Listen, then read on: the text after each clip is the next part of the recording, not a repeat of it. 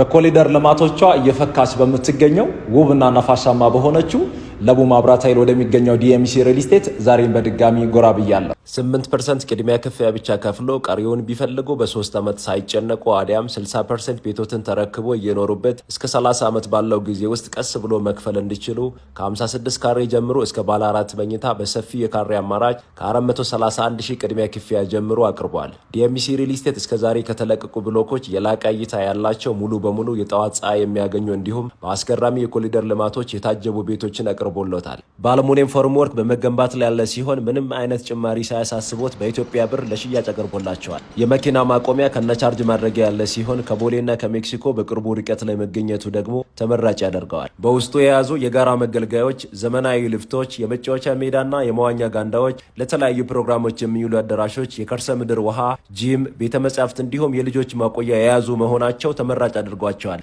ልብ በለው ይህንን የኔም ቪዲዮ አይታችሁ ከዲኤምሲ ሪል ስቴት ቤት ለመግዛት ለምትሄዱ 20 ቤት ገዢዎች እስከ 30% የሚደርስ ቅናሽ ተመቻችቷል።